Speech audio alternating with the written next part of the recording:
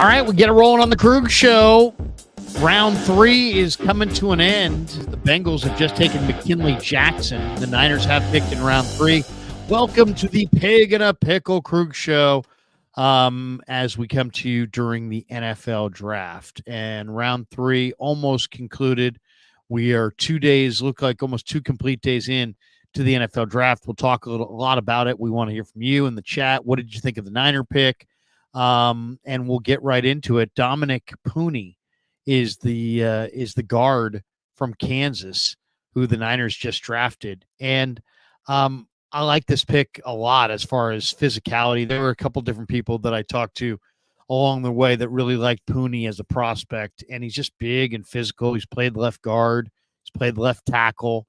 And the Niners traded up with the Eagles. And the deal was the Niners sent 94 and number 134 to Philly, and they moved from 94 to 86. So they moved up 8 spots, and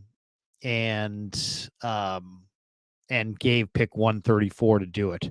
And they wind up taking Dominic Puni. And Puni's a physical guard. I think he's a guard. I mean, some people would say he's a left tackle. He's played left guard. He's played left tackle. So he could probably, there's some versatility there, but the Niners trade up for Dominic Puni from Kansas, 6'5", 313 pounds.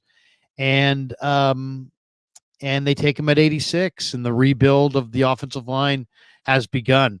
I don't think he's not a future left tackle replacing Trent Williams. I don't see him as such.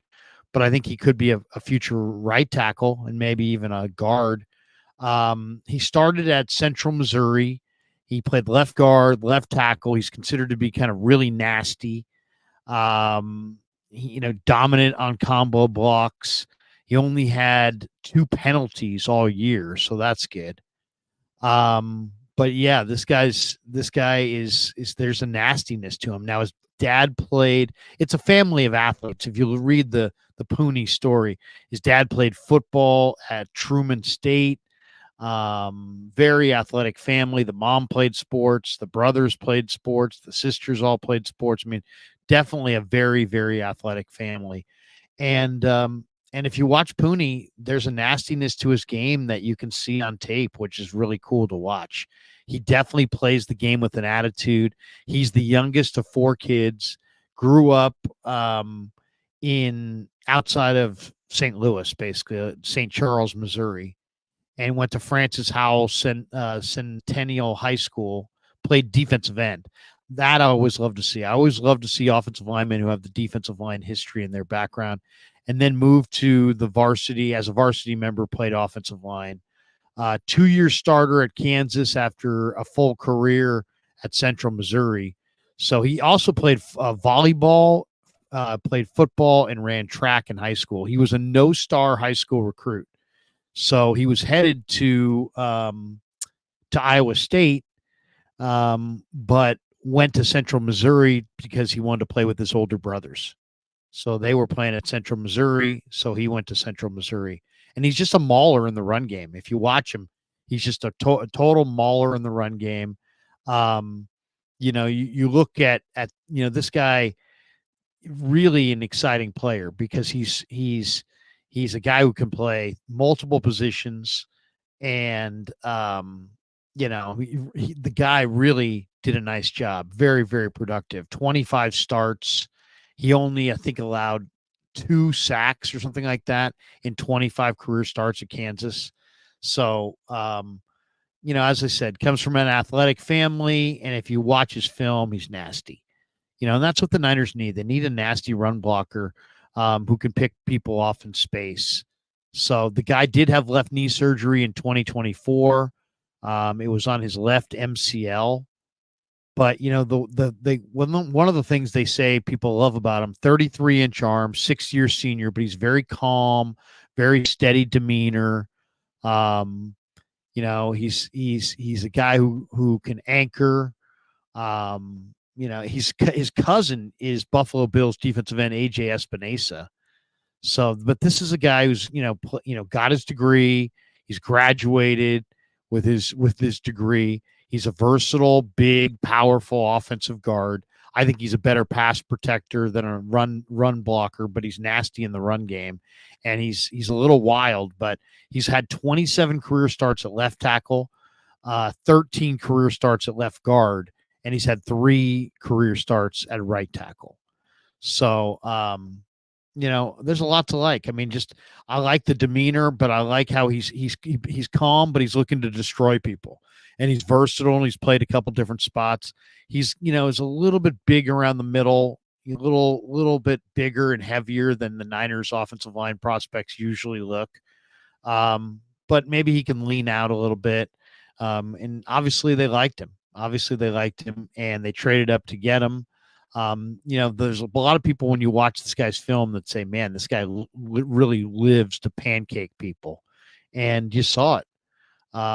So he really, he had, as far as he had zero holding calls in 25 starts.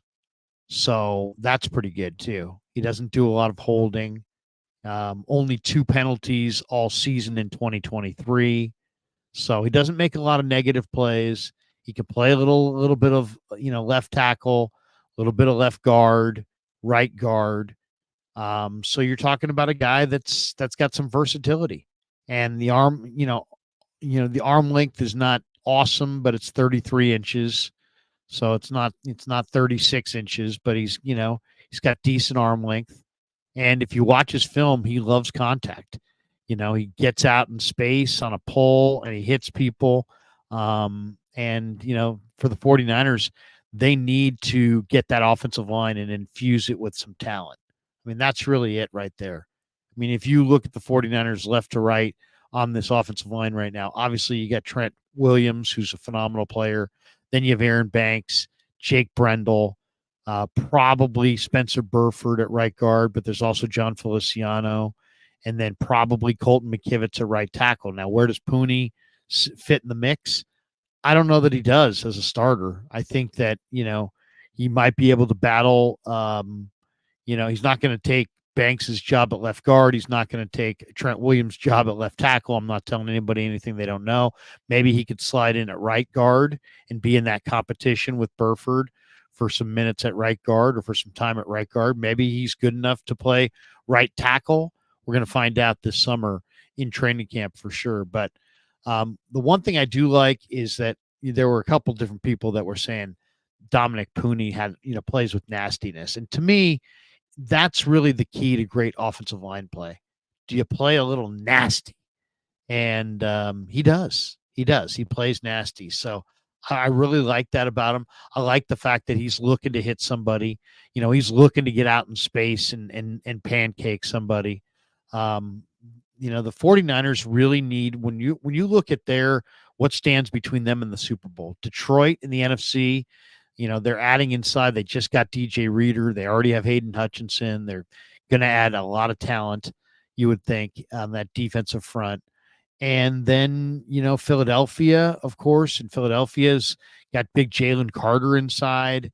And then, of course, you got Kansas City, and they got Chris Jones. And then there's Baltimore, and they got Justin Matabuke and Pierce and all those monster bodies inside. So you better have some heft and some strength inside in your front three. And Banks is a huge bodied guy, so Banks gives them that. But really, Brendel's a lighter guy. Feliciano, Burford's almost ideal size, but it's nice that they could, add a body like Puni. By the way, Luke McCaffrey looks like has just gone to the Washington Commanders. So there you go.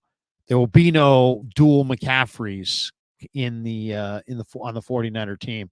But if you watch these highlights of Christian McCaffrey, by the way, or Christian McCaffrey's brother Luke, he doesn't get any separation at all. The defender's just right there with him.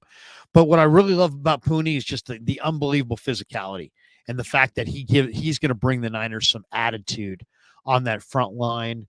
And so now they've got a guy who can play. I think he's a guard. I think he's more of an interior guy than a tackle. So now if you could come away with a tackle to go with that and add a couple of pieces, future pieces along the offensive line. I don't know that any of these guys start right away, but I think it's a nice draft pick for the 49ers. They get a player in Puni that's very, very physical. And that's nice. I mean, it's really nice to have a player who's physical. He's a little high cut. There's some concerns about that as far as, high cut players, sometimes balance, doesn't have ideal arm length. There's people that will talk about that. But when you really look at the prospect and look closer, the nastiness, I mean, 2-year starter, left tackle, I think this guy, this guy played a lot of college football. This guy played 4 years at Central Missouri and then 2 years at Kansas. But I like the game. I mean, I like the game that he shows as a run blocker. Why? Because you see him, he doesn't just latch on. He keeps driving his feet and pushing that defender back. That's something that's really nice to see. And I think he runs well. He's powerful. He will knock you around.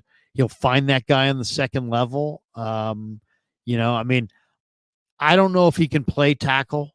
To me, he projects to a center or guard type play. I don't think he's a tackle. I think there's a little too much stiffness. Not quite, but as far as the power goes, there's a lot to like as far as the power. I mean, this guy can anchor against power as a pass protector. He doesn't commit penalties. The coaches say that, he was kind of that calm, steady leader of that offensive line. He's played guard, tackle, and center during practice, and he's played a lot of it. So, what I like the most about him is the toughness combined with the versatility.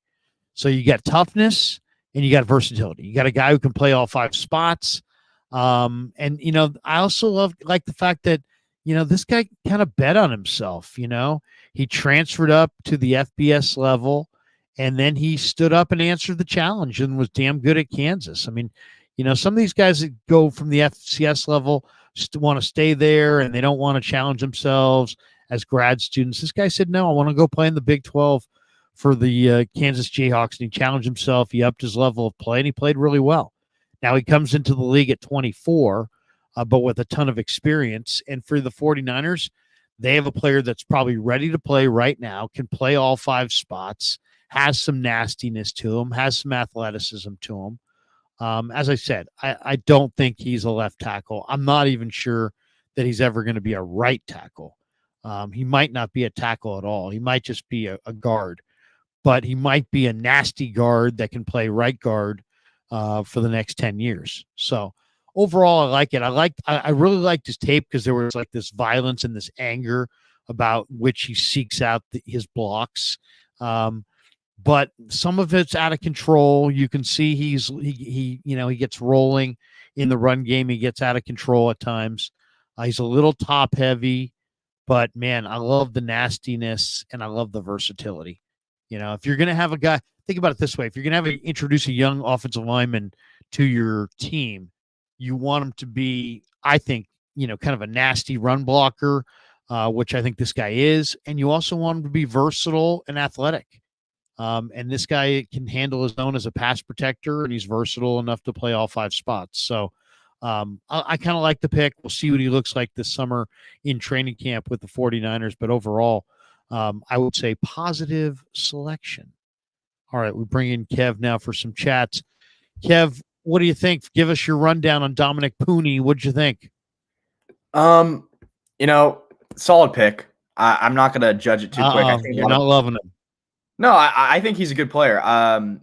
He's not the selection where you're like, yep, that's the right tackle that we're starting with next season. He's not that guy. And I think a lot of people came into the draft thinking the Niners were going to draft the next guy at offensive tackle. Looking into the guy, he's solid. He's solid. He has good size. He can play all the spots on the line. His coach said that his offensive line coach said he thinks he can play all positions on the line. His 33 and 3/8 inch arms probably means that he's projecting more as a guard. But he has versatility. The thing that stood out to me looking at his more of like advanced stats was he was 98th percentile PFF grade in true pass sets, and his 440 shuttle was above 90th percentile. So he has some lateral speed to him. He wasn't very fast on the 40 time, but he can move left and right pretty fast for a guy that size. So I think he kind of reminds me a little bit of Colton McKivitz coming out of the draft. And Colton McKivitz is not the same size at all, but he was a guy that's kind of a mauler and could play every position on the line. So this guy gives you versatility, depth in the line. Not the sexiest pick at offensive tackle. Javon Foster was still there, I think. There were some other picks, but this guy's not a tackle. He's a guard. He's a guard. Yeah, no. Well, they list him at tackle. That's what I'm saying. Like the stream and all the sites are listing him at tackle, but I think he projects better at guard. But he's a Swiss Army knife because it says that he can play all the positions, and his lateral quickness, might help in the zone run game. So heavy hands, and he's a mauler. So I do like the pick, but not like the sexiest pick of all time here in the third round. To me, he seems like a future starter at right guard. He seems like a right guard. Maybe not. Maybe he's a right tackle. I don't think he's definitely not a left tackle. He's big, he's thick, he's got a big midsection, but he's powerful and there's nastiness to him. And I love the hand usage, and you can see kind of, as you said, the mauler in the run game. But this guy's pretty fast too, and pretty athletic, so he can get out there and find guys in space. So it's an interesting draft choice. People have been calling for the Niners to bolster their offensive line, for 2-3 drafts now. And here we are, round 3, 2024, and they get Dominic Puni out of Kansas. And we'll see if he makes a significant impact. I do love the bloodlines from the fact that, the mom, the dad, the brothers, the sisters, they're all athletes. I mean, it's like an entire family of athletes, which is always a good thing. And then his cousin's AJ Espinosa from the Buffalo Bills. So then you mix in the fact that he's experienced, he's mature, he's calm, he's versatile. 27 starts at left tackle, 13 at left guard, 3 at right tackle.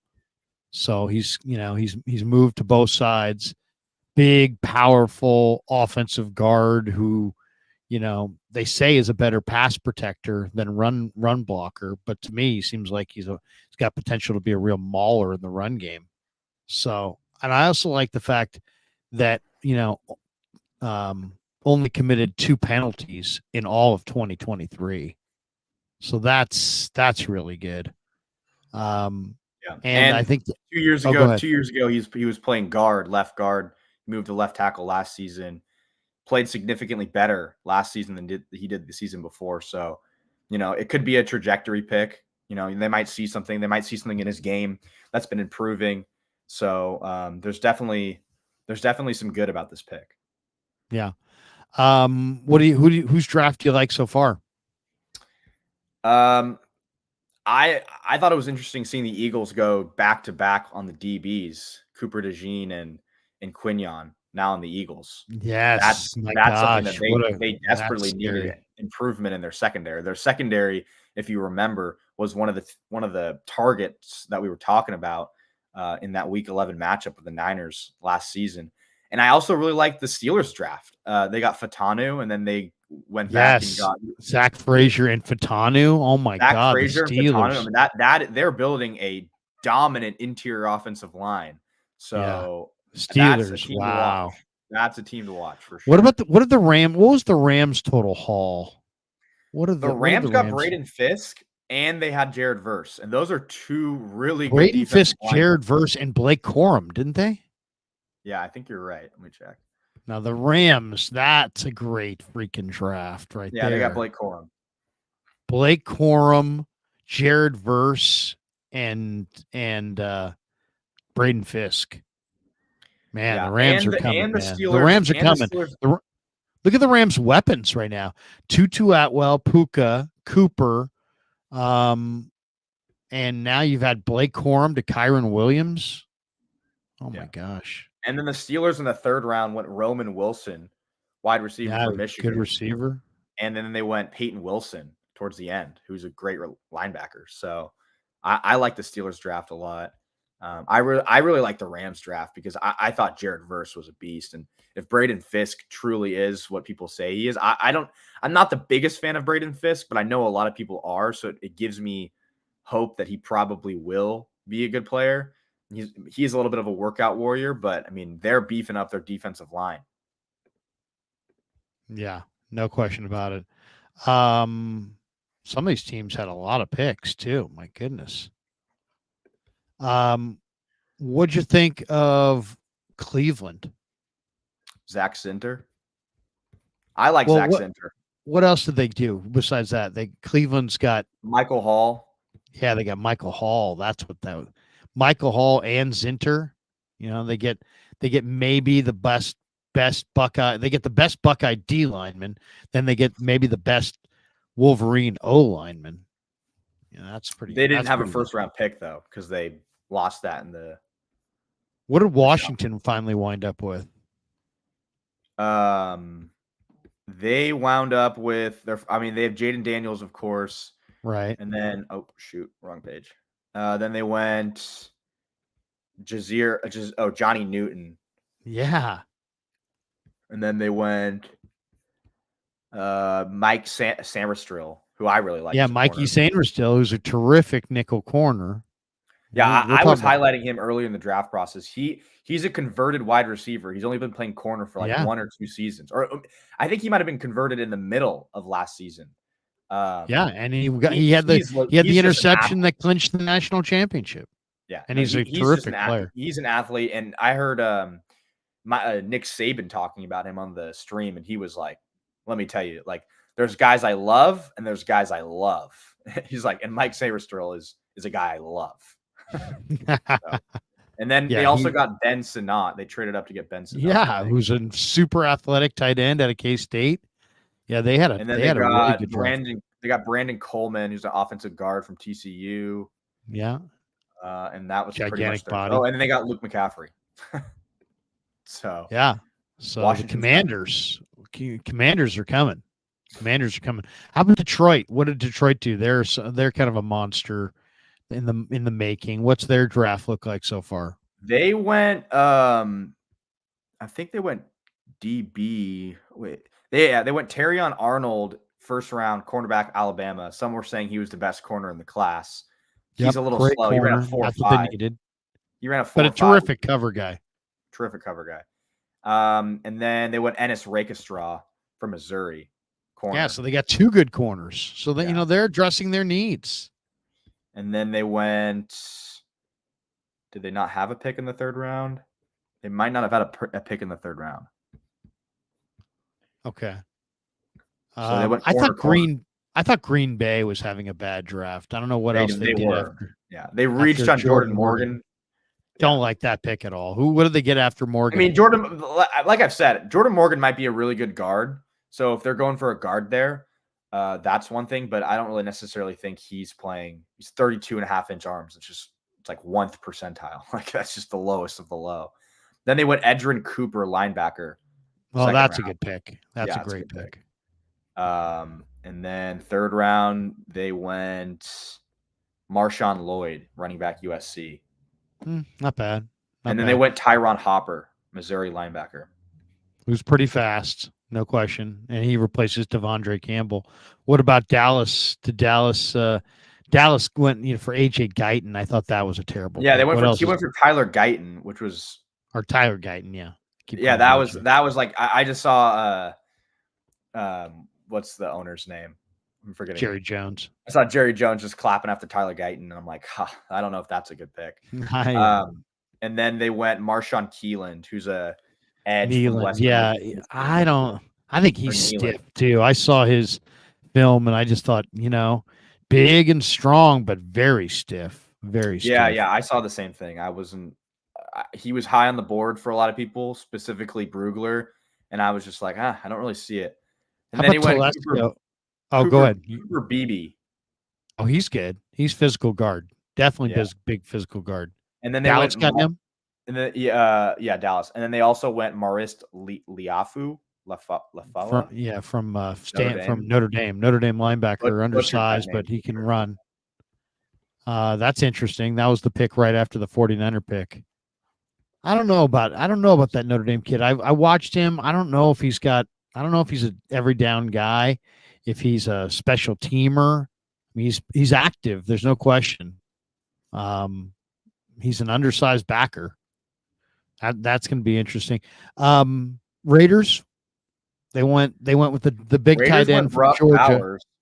Yeah, and then what? Brock Bowers, which is interesting because they went Michael Mayer the year before. So now they have very bizarre. Now they have two really good tight ends. Then they went Jackson Powers Johnson, which I actually like that pick.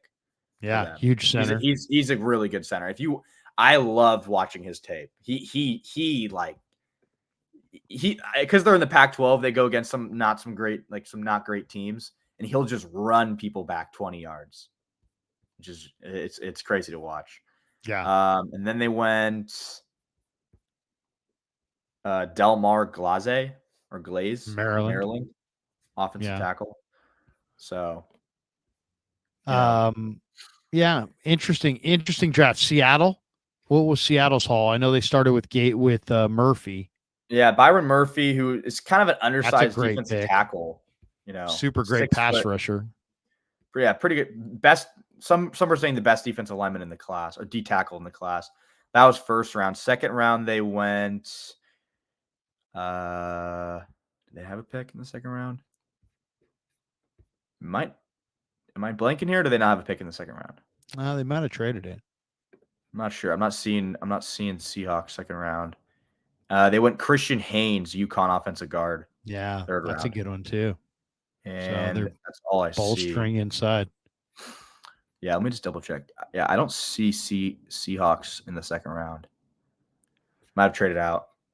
So, well, it'll be interesting to see what the Niners do next. That's the thing, though. Like, looking at the guard or the tackles that went in the third round, like I didn't like any tackles outside of the first early second round. I liked the kid Paul from Patrick Paul from Houston. He was probably the kind best of high cut, but tackle. Really, yeah, he's talented. He looked good in the Senior Bowl highlights. I thought his profile looked good. I thought his film looked good. His balance might be a little questionable because he is so long-legged, but he's definitely 6'7", 320 pounds, long arms. I hadn't looked a ton into Roger Rosengard. I know a lot of people were pushing for him. Obviously, the Ravens took him. But I'm glad the Niners didn't go after Kingsley Sumatai, whatever his name was. Where'd he wind up? Arizona? No, he ended up being selected by the Chiefs, who traded up. Oh, the Chiefs. Okay. From the Niners pick. What about Harbaugh? How did Harbaugh do in his first draft?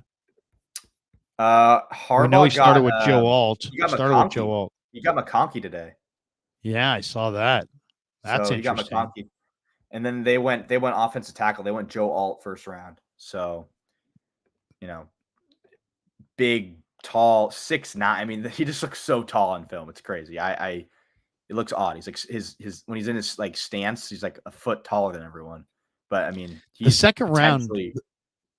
Yeah, the second round began with a bunch of receivers, right? So it's almost kind of like the Niners thing with the Florida kid that they drafted, Ricky. What's Ricky's last name again? Pearsall. Yeah, Ricky Pearsall. I think Ricky Pearsall. I think is it's interesting the way that the draft went. Xavier Legette went right after him, and then right out of the chute in round 2. Didn't round 2 start with a bunch of receivers right out of the chute? How did round 2 start? It went. There was 3 receivers in the first 6 picks. Bills took Keon Coleman. Bills obviously needed a receiver. Lad McConkey to the Chargers, and then Jalen Polk to the Patriots. That's interesting. And by the way, I think I'm not a big Jalen Polk fan. So, God, man, the Patriots just can't get out of their own way. They can't find any weapons at all, in these drafts. But I mean, it's funny. A lot of the McConkey, very similar player, in a lot of ways, the Niners, a guy like Pearsall will always be compared to McConkey and how he does. If he outperforms McConkey, if he outperforms, A.D. Mitchell and some of those receivers that went after him, Leggett, who went right after him, it's an easy comparison. How about Adonai Mitchell dropping all the way to 52 to the Colts? Yeah, there was some talk that he wasn't coachable, and that he was a difficult guy to coach, and I think that may have dogged him a little bit because look at the size, look at the 4.3 speed, the playmaking ability on the football, the leaping ability. Did it in 2 different programs, high end guy. That's the draft is when you figure out if the reports are or if they're BS or if they're true, because there was a lot of talk about him being like, stuff about his diabetes not being under control and he gets angry. And I'm just like, it just sounded so crazy. It's like, is that really true? And then, gets drafted in this late second round. It's obviously true. And Nick Saban even said it on the broadcast. He was like, this guy has top 5 talent in this wide receiver draft class. He just needs to be more consistent in how he goes about his business every day. So, obviously Nick Saban is well aware of all the college athletes and, talks to all their coaches. So he must know that this guy is just not great to coach. By the way, T'Vondre Sweat got the DUI and it didn't cost him at all. Didn't he go like 33 or 38 he or went something? Really early. I really like T'Vondre Sweat. I was going to tweet it out like the Niners should take T'Vondre Sweat if they get him. And before I could even tweet it out, he went to he was off the board. Tennessee Titans. He was 6th. Yeah, he was 6th in the second round. Just people speculate. Yeah, he's a monster. 370. He's a monster run blocker or run stuffer, and he can move. Yeah. Oh, he's huge too. So he, even though he had the DUI, it's like, you know what? It didn't cost him at all. Back to the Niners for a second. A lot of people, I think people were complaining about, every pick they took, but we're coming out of the third round, and I feel like they've hit on the 3 most talked about positions in this draft. It was tackle, corner, receiver. And they didn't get the guys that we were talking about, but they got guys. So I'm satisfied so far. I like the Renardo Green pick the most, just because I think he's a big, long, dominant corner with swagger, who really plays with a lot of confidence. And I think he's got a lot of potential. I looked at him, and some people say he's undersized. To me, he looked like pretty good size, and he was very physical at the line of scrimmage. Challenge guys, really cocky, really confident in himself. So I like that pick a lot. The Pearsall pick to me is, he's a complimentary player, but I think he's got a chance to be a really high-end complimentary player. And, anybody who's real critical of that draft choice, I think it's going to look kind of bad, because with Brock Purdy throwing with accuracy and the ball coming out on time pretty consistently, and this guy with his unbelievable route running ability and ball skills and hands and toughness, these guys are going to connect in the middle of the field quite a bit. I think this guy's going to become a staple of the 49er offense, and I could see his reception totals being very, very big. I could see him being a guy that catches 10, 12 balls a game, because he's got that kind of he has that kind of ball skills, and Purdy will find him in the middle of the field on all these little running option plays where the quarterback's on the move and you just got that guy, and all he's got to do is break into the open. And once Purdy and him get on the same page mentally with where he likes the ball, and just they know each other. Once they know each other's tendencies, I have a feeling Brock Purdy to him is just going to be freaking prolific. I don't know how you see that, but I think Purdy to Pearsall has a chance to be a very prolific combination, not necessarily in big plays or touchdowns, but just in receptions. Just kind of the way when you watch the Rams at the end of the year with Pukah and Cooper Kupp, and then you watched even the Chiefs and the way they used Rashee Rice at the end of the year, where it's like nothing ambitious, just a 5-yard stop route, little short, shallow cross the quarterback's face. if the receiver's on you, go to the open spot, and I just think that Purdy and him could just be really, really locked in on one another. With the way Brock throws it and the way this guy catches it, could be a very, very productive player. Yeah, the more I look into him, I think he has a pretty high floor. I think his potential is like an Adam Thielen type player. He reminds me a lot of Adam Thielen's game. He has the exact same build as Thielen, but he grades out better than Thielen in every athletic measurement. He's quicker, he's faster, he's stronger than Thielen, and they're the same size, same weight. And he is really just impressive in that 3-cone. He's going to be a good route runner. He's going to be able to get open. He can move fast, quickly. He can move fast, quickly. He can change directions fast. I think he's going to get open. He's going to get receptions. I think someone that was connected to him was saying like they wouldn't be surprised if this guy got 100 receptions in his first year. I don't know if that's going to be the case, but he's definitely a player that you're taking in the first round that's going to make an impact this year. Like it's not going to be he's sitting on the bench, he doesn't get any playing time. Like, how Kyle Shanahan is with the receivers.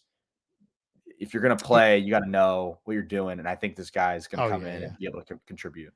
Yeah, no question. You gotta block, you gotta block, but you gotta know what you're doing. You gotta be assignment sound. You gotta be where you're supposed to be.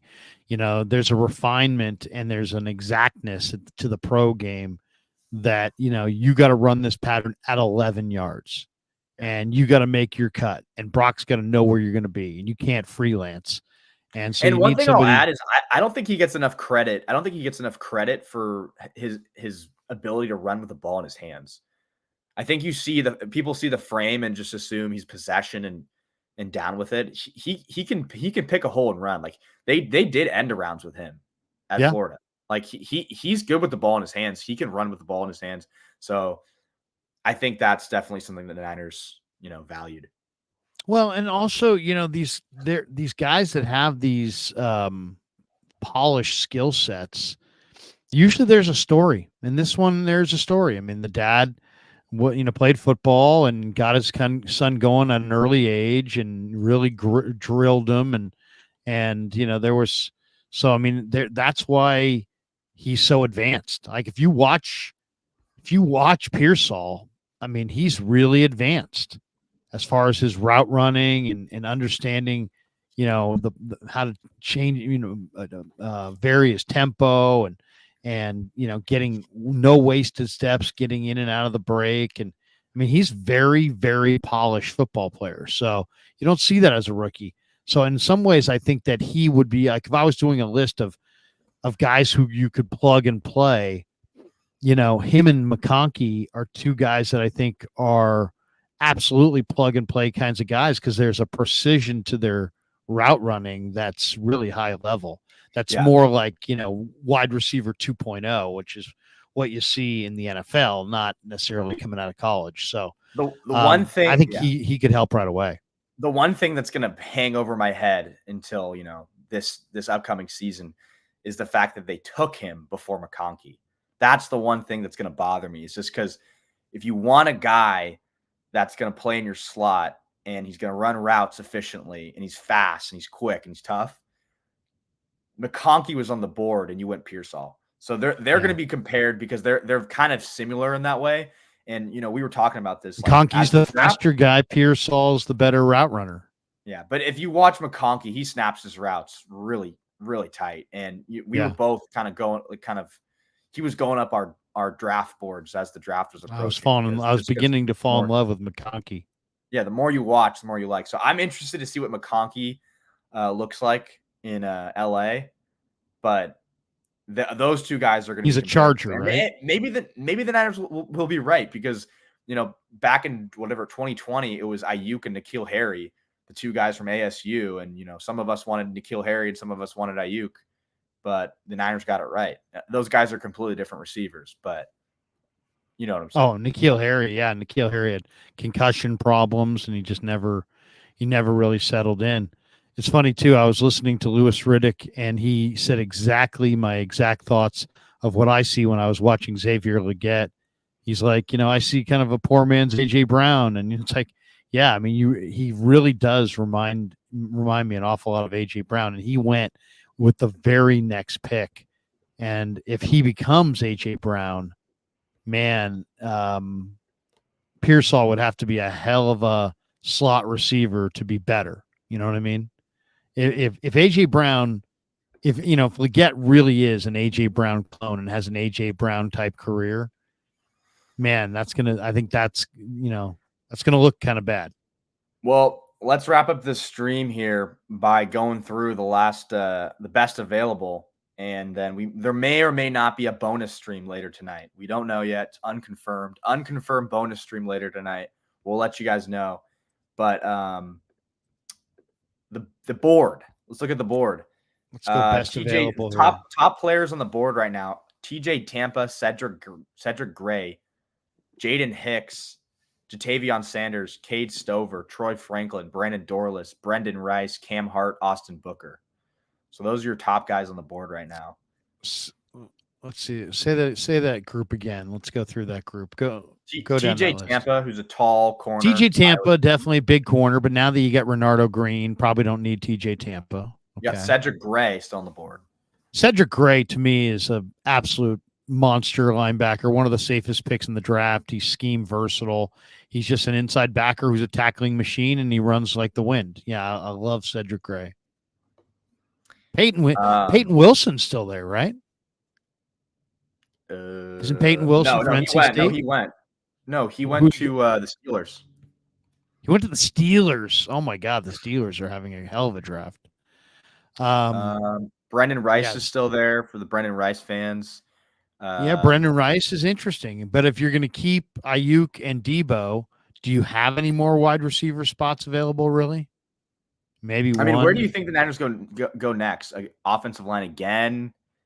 Linebacker? I would say offensive tackle, defensive tackle, linebacker, safety. And maybe tight end. I mean, it could be tight end. I think safety probably would be the primary. Like, is Cole Bishop gone or is he still there? Safety? Yeah. Malik Mustafa's still there. Is Cole Bishop the one from Utah? Yeah. No, he went. He went in the third round or something like that. To who did they say? He's a good player. To who? Let's see. Yeah, actually, I think he went in the second round.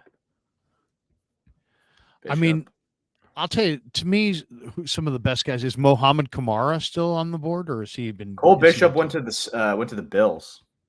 Yeah, he's a good player. Is what about Mohamed Kamara? To me, he's a tremendous fourth round player. I think he's definitely he's still there. Yeah, him and Javon Solomon are the two defensive ends that are really interesting. Defensive tackle wise, who's considered the top defensive tackles available? You got Dorless, who's kind of a tweener. Yeah, he's D end. He's like a jumbo end. Mekhi Wingo, who strong, very strong. 6 foot from LSU. Tyler Davis, Christian Boyd, Justin Ibenagabe, who I think is decent too.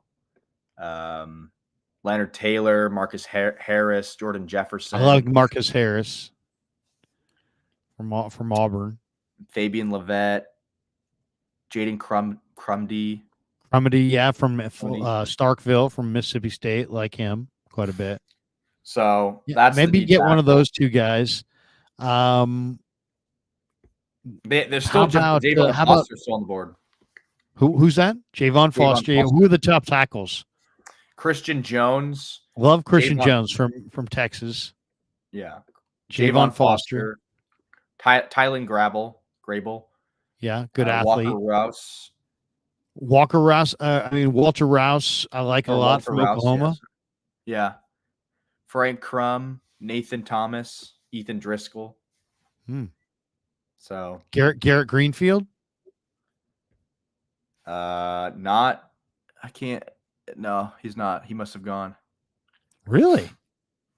Unless he's unless he's so far down. Who's the top guard? Who's listed as the top guard available? Sataua Lamea from Utah, who's just a Utah. dominator in the run game. And then Christian Mahogany, who was one of your I love him from Boston College. favorites. Yeah, he's and then good. Mason McCormick's still there. Yeah, Mason McCormick's great. So that Mason McCormick could even be a center.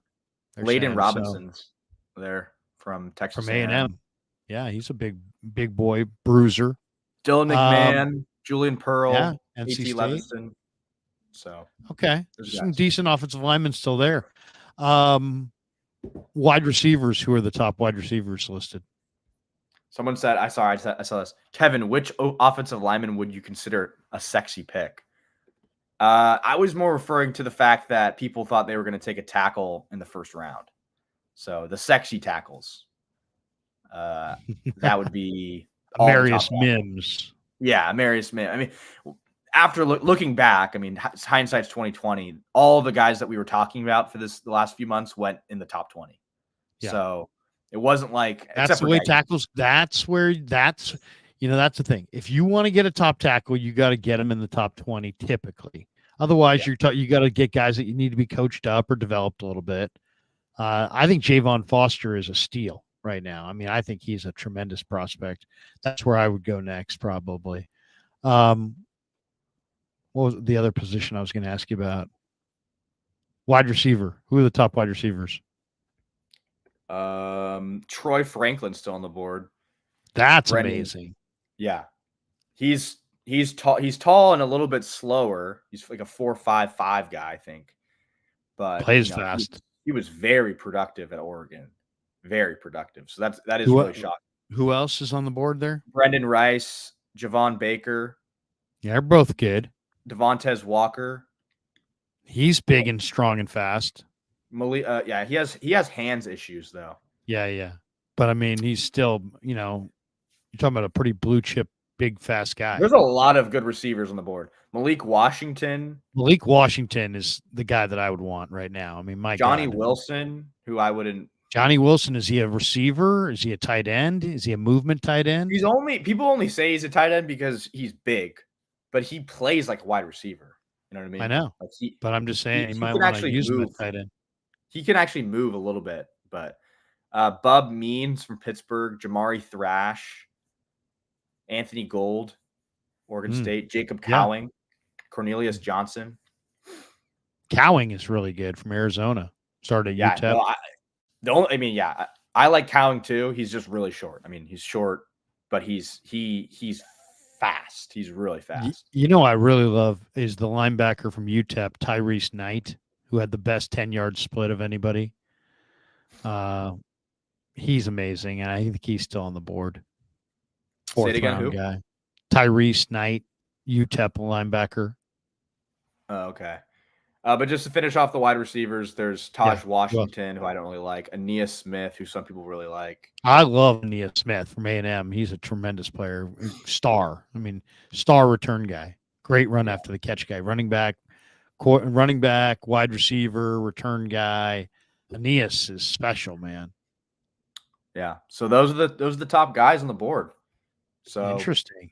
That's a little preview of tomorrow. Let's run through the super chats so we don't leave them out. Oh, yeah. Let's hit the supers. I'll roll them down here. Here we 49ers go. 49ers throwback. Where can Dominic Puni improve? Not to make a lot of grammatical sense. Where can he improve? I mean, he could be in better shape. He's a little thicker on the midsection. He definitely can improve his footwork and technique. But I mean, what you love about him is the nastiness and the versatility. He's a guy who can, in a pinch, play all 5 spots, and he's nasty.